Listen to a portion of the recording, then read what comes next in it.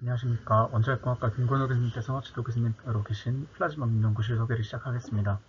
저는 발표를 맡은 박사과정 노기백입니다. 저 연구실의 연구 내용을 소개하기 앞서 플라즈마 활용의 가치에 대해 배경으로 먼저 말씀드리고 시작하고자 합니다. 현재 반도체 제조 공정의 발전은 폭을 더 얇게, 깊이를 더 깊게 시각하며 진행되어 왔습니다. V낸드와 D램의 단면을 보시면 세대가 지나면서 시각 깊이 대비 폭, 즉 어스펙트 레이쇼가 증가하고 있음을 확인할 수가 있습니다. 현재는 수나노미터의 폭에 대비해 수십 어스펙트 레이시오의 값을 가지는 수준입니다. 버즈칼리파 건물이 약 9 정도의 어스펙트 레이시오를 가지는 것과 비교하여 현재 반도체 공정의 수준은 수십 버즈칼리파 정도 되는 것입니다. 여러분들이 원자력공학과에서 배우게 되는 스케일의 범위가 넓겠지만 최소 단위는 아래 보시는 펜토미터, 옹스트롬의 오더입니다. 따라서 나노미터 수준의 반도체 제조 공정에서 원자 수준의 제어는 필수적이며 이를 위해서는 원자력공학과에서 배우는 플라즈마의 활용이 불가피합니다.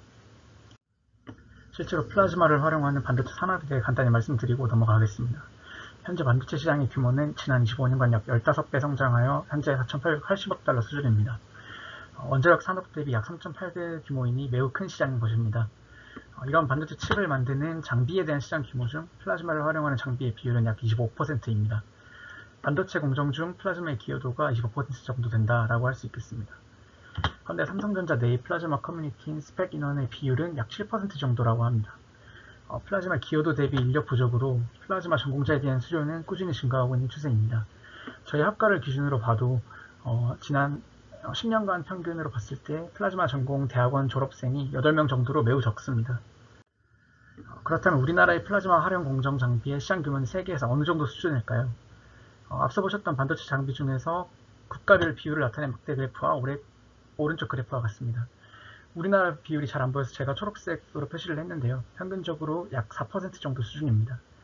반도체 칩 제조에서 세계적인 수준인 우리나라가 장비 시장에서는 크게 활약하지 못한다는 얘기입니다. 이러한 상황에서 저희 플라즈마 연구실을 포함한 여러 기관에서는 플라즈마에 대한 꾸준한 연구를 진행하고 있습니다. 먼저 저희 연구실은 김건호 교수님의 지도 아래에 박사과정생 11명과 회사의 산학연계 프로그램으로 학위과정 중이신 11명이 연구를 진행 중입니다. 저희는 삼성, 하이닉스, 세메스 랩리서치 등의 사기업을 포함하여 여러 정부 출연 연구소, 대학 등과 협력해 산업 전반에 걸친 플라즈마 관련 문제들을 해결하고 있습니다. 저희 연구실에서 진행하는 연구에 대해 한 장 요약해 보았습니다. 다른 페이지에서 집중을 좀 못하셔도 괜찮으니까 이 페이지에 대한 내용만 가져가 주시면 감사하겠습니다. 저희 연구실은 플라즈마를 활용하는 최첨단 산업 기술을 개발하고 있으며 크게 두 가지 분야에 대한 연구를 진행하고 있습니다. 먼저 반도체 공정에서 주로 활용되는 저온 플라즈마에 대한 내용입니다. 플라즈마로 처리하는 반도체 제조 공정에 대해 플라즈마의 물성 진단을 바탕으로 반도체 재료에 대한 시각률 예측을 수행합니다. 이를 통해 플라즈마 정보가 포함되지 않은 예측 방법 대비 매우 높은 수준의 시각률 예측 정확도 확보가 가능해집니다. 두 번째로 핵융합 플라즈마 대면 재료에 대한 내용입니다. 아시다시피 지구상에 존재하는 플라즈마는 재료를 대면하고 있기 때문에 두 연구 내용이 매우 유사한 조건임을 알 수 있습니다. 대표적인 핵융합 플라즈마 대면 재료에 해당하는 텅스텐에 대해 핵융합 플라즈마 입자, 열속 모사로 핵융합 플라즈마 대면 재료에 대한 불순물 방출 특성 평가, 그리고 대면 재료에 부착된 연료가스 방출 특성을 평가하여 내벽 방사화 특성을 평가하고 있습니다. 일반적인 반도체 시각 공정은 CCP라고 불리는 넓은 전극 사이에 교류 전원으로 파워를 인가해 이루어지게 됩니다. 전극 위에 놓은 실리콘 웨이퍼에는 에너지를 가진 이온 등의 입자가 있어야 되는데요. 이러한 입자의 에너지, 방향, 공간부포 등이 공정 결과를 결정짓습니다. 따라 저희 연구실에서는 어떤 플라즈마 정보를 진단해야 하는지, 어떻게 진단하는지, 어떻게 활용하는지에 대한 고민을 하고 있습니다. 앞서 말씀드렸던 내용과 같이 플라즈마 정보가 포함된 공정 결과 가상 계측 값이 실측값과 더 유사함을 알 수 있습니다. 이러한 진단과 계측을 바탕으로 공정 플라즈마 제어를 위해 플라즈마 제어 기술 개발도 함께 진행 중입니다. 방금 말씀드린 저희 연구실의 연구 내용이 저희가 최근 개발한 제어 시스템에 포함되어 있습니다. 공정에 활용되는 파워, 가스량 등을 입력하면 거기에 맞춰서 공정이 진행됩니다. 공정 진행 중에 플라즈마 정보들이 정전 탐침, 광신호 분석 등의 다양한 진단법으로 모니터링 됩니다. 측정된 정보들을 활용해 실공정 중에 실시간을 관측이 어려운 시각 프로파일을 가상 계측하여 엔지니어에게 보여줍니다. 이를 통해 반도체 공정 엔지니어는 실시간으로 웨이프 표면에서 발생하는 공정에 대해 판단을 내릴 수 있습니다. 다음으로 보여드릴 내용은 플라즈마와 장비 데이터 사이의 상호작용에 대한 예시로 매처 관련 비디오를 준비했습니다. 매처는 전원과 플라즈마 사이에서 전력의 효율적인 전달을 위해 동작하는 장비로 왼쪽의 스미스 차트에서 노란 점이 가운데 있을 때 전력 전달 효율이 최대가 됩니다.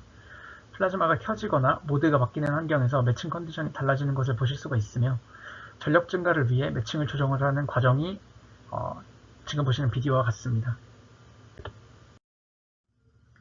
핵융합로에서 플라즈마에 의해 가장 가혹한 조건에 위치하는 부품이 디버터입니다.